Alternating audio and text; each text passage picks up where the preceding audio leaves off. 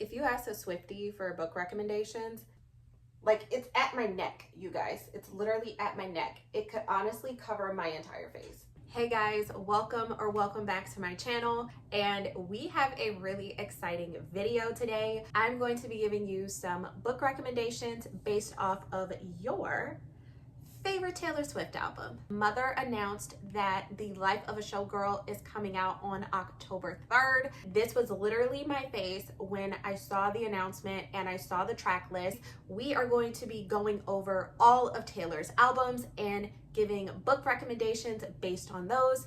As a bonus, I have a few recommendations that I think could fit the vibe for her next album. So sit back, relax, get you a snack, get you a soda, get you some water, get you an Alani, whatever the heck you like to eat or drink. Let's get on into the video.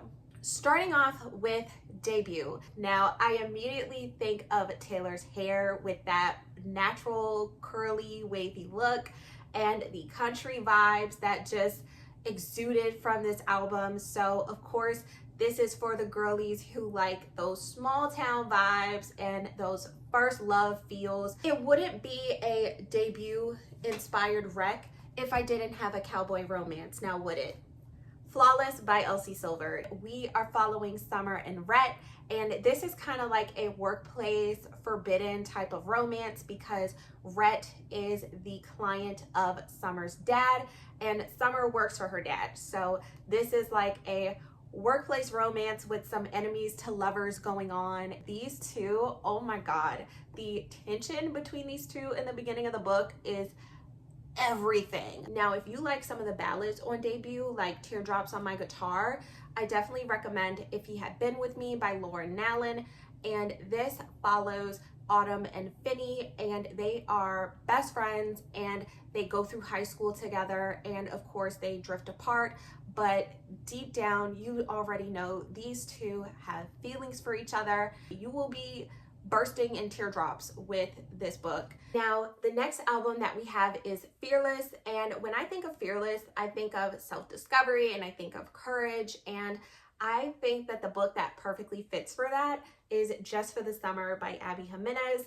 And in this one, we are following our two main characters, Emma and Justin, and they believe that they are cursed in love. The song that I immediately think of is Love Story because it kind of has that forbidden romance type of feel to it because they both feel like they have this curse. However, they end up realizing that they are perfect for one another. They are perfectly imperfect and they have complexities in their lives individually, but they learn how to navigate through those struggles together. The next book rec that I have for Fearless is definitely The Cheat Sheet. And in this one, we are following Nate and Bree, who are two best friends, and they are so down bad for each other, pun intended. And it's like Bree is constantly watching Nate, find a new girlfriend, and she's like, she doesn't understand you. I understand you. Why can't you see that you belong with me? Now, the next album that we have is Speak Now. I definitely get the fairy tale dreamy, especially like with the album cover, Hello, that princess purple dress. Like, are you kidding me? The book that I think goes perfectly well with that is Part of Your World by Abby Jimenez. And in this one, we are following Alexis and Daniel. They basically feel like their worlds are so completely different, but I want to be a part of your life. I want to see you go through your day-to-day, and I want to be there to support you when you're not feeling 100%. And it definitely gives timeless vibes and enchanted vibes because it's like they think there's no way this could be reality. There's no way that this is gonna work out. All right, you guys, the next album that we have is Red, and this one is for my girls who love that messy and toxic kind of situation. Malibu Rising by Taylor Jenkins Reid. And in this one, we have a messy family drama between the Riva family. If Riva sounds familiar, Mick Riva was one of the husbands of Evelyn Hugo. We are following the perspectives of his children and their upbringing. And this definitely gives treacherous vibes because Mick was such a piece of crap, but it's really deep. And Nina is just tackling on so much. She's the eldest daughter, and she is carrying the weight of this family on her back. Now, the next one that I have is Happy Place by Emily Henry. Our two main characters, Harriet and Wynne, and they were engaged, but they ended up calling it off. However, their best friends do not know about it. And so they go on this annual vacation with their friends, and so they have to literally fake it until they make it. I think the song that really fits this book really well is I Almost Do, literally, because these two were engaged, they were in love, and they just, under, you know, certain circumstances, they fell apart, and they're trying to hold it together for the sake of their friends and this trip. And they learn a lot about each other, they learn a lot about their friends, and I think that, you know, this trip that they take is supposed to be their safe space, but it's ironic because during this particular trip, it doesn't feel like their happy place. All right, you guys, the next album that we have was my favorite growing up, and that was 1989. And yeah, say you'll remember me. Say you'll remember me. Wildest Dreams, the lyrics say it all, because we are following our two main characters, Samantha and Xavier. And Xavier is a vet, and Samantha, she's a marketing manager for this company, and she has to go back to her hometown due to her mother's progressive dementia. And she is like, you know, hey, I think that, you know, we had a great first date, it was perfect, but I have a life back in California, and for your sake, I want you to forget me. I don't want you to remember me. But Xavier is like, I would move the ends of the earth for you to make sure that we can be together and that you're happy. And you guys, I loved this book. I know this book didn't get a lot of high praise, but I just think that it's a beautiful story, and it definitely fits those 1989 vibes very well. Now, if you want another rec that definitely fits 1989, I highly recommend Done and Dusted by Lila Sage. And in this one, we are following Luke and Emmy. Emmy is like this really talented writer, and she is back in her hometown after something traumatic happened. And so she's back in her hometown after years of being away, and she hasn't told her family. However, she ends up sparking up a friendship and then, of course, a romantic relationship with her older brother's best friend, Luke.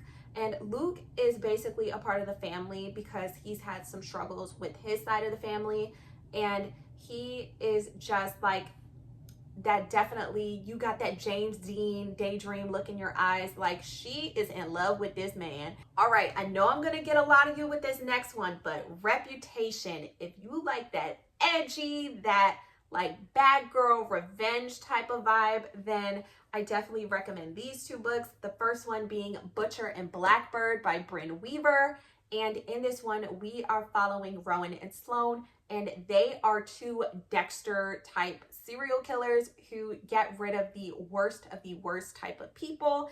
And you cannot tell me Getaway Car isn't the perfect song for this, because it's like Rowan and Sloan are like ride or die for each other, because over the course of this book, you see their friendship blossom because they have this annual competition, and over the next 4 years, you start to realize that these two have feelings for each other, and they would do any and everything for each other, even if that means committing murder. Like, yeah, they are so down for each other, and I just love it. And then also, there's like a lot of songs on this album definitely fit the vibes. And of course, it wouldn't be a Reputation book rec if I didn't include Verity. Unhinged, Insane, Look What You Made Me Do. Yeah, you get the vibe. You definitely get the vibe. The next album that we have is Lover. So if you're like that hopeless romantic and you love those like kind of summery vibes, I definitely recommend any Ali Hazelwood book, but especially The Love Hypothesis. This gives Cruel Summer. You cannot tell me. It gives Cruel Summer, it gives Cornelia Street, it gives Paper Rings, it gives all of that. And it's just so cute and fluffy and romantic and spicy.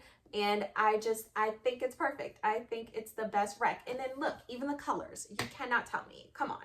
Carrie Soto is back we are following our main character, Carrie Soto, and she's the GOAT of tennis. And she is, getting older, and she realized there's some new up and coming talent, and she's like, not on my watch. So she is determined to make her comeback. But in this book, you definitely get a lot of commentary about how women in sports are treated as opposed to men. So The Man is perfect for this. Folklore, which is my favorite album because the lyricism in this album is chef's kiss. Cardigan and The One have me in tears every single day. Beach Read by Emily Henry. And of course, it doesn't help that Beach Read came out the exact same year as Folklore.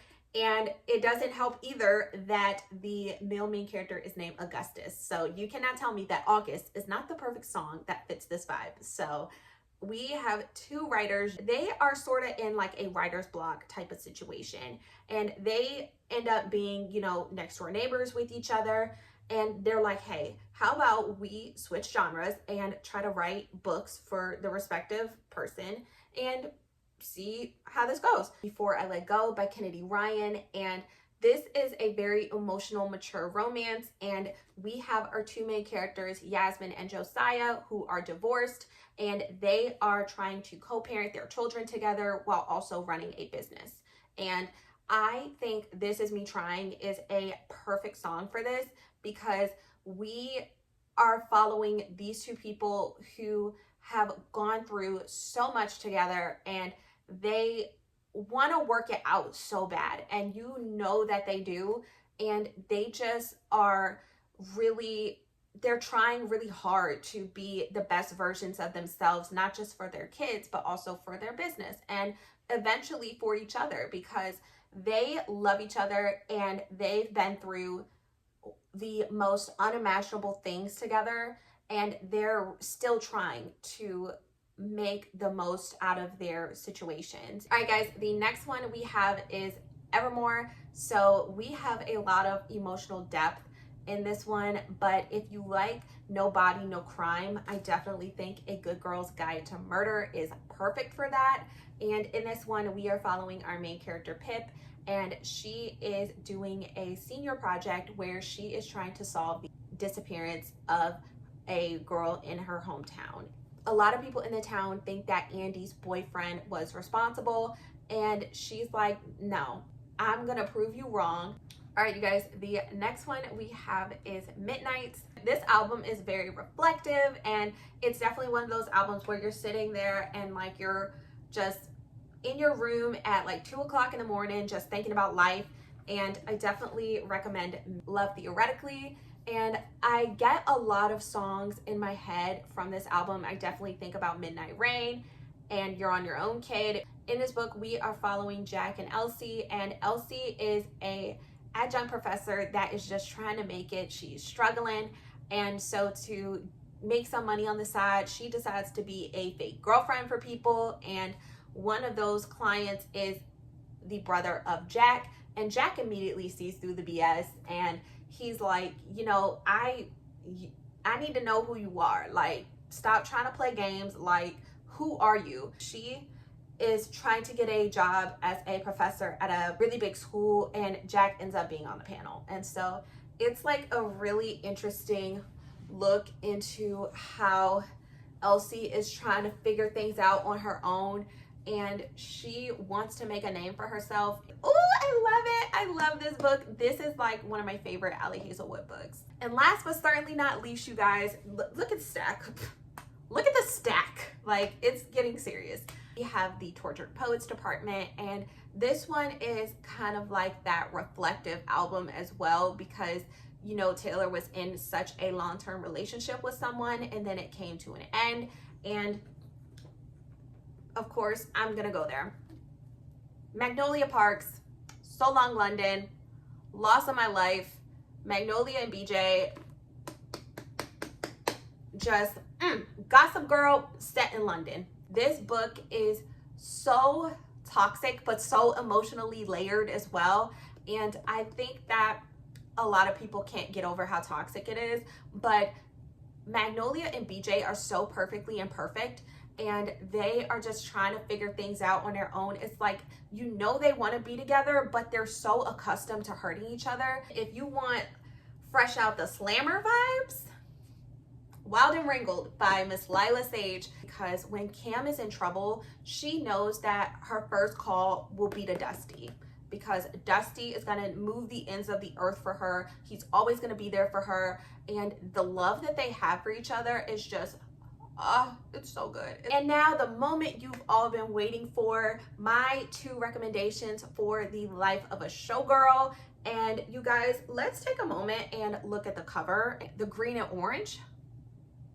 The book that I immediately think of for this album, for the title track and for the second track, Elizabeth Taylor, is none other than The 7 Husbands of Evelyn Hugo. Because you cannot tell me that Evelyn Hugo isn't inspired by Elizabeth Taylor, because come on, she is. She was a famous actress, was imperfect. She had her flaws, but she stood 10 toes down on who she was. She was ambitious. She did what she needed to do to get her back, and she did it. And was it always right all the time? No, but she never strayed away from who she was. And then also, if you want some canceled vibes, Yellowface by R.F. Kuang. We have our unhinged character Juniper, who just does some of the most unhinged things, and things that you think are so okay, but they're not. R.F. Kuang definitely took a look into cancel culture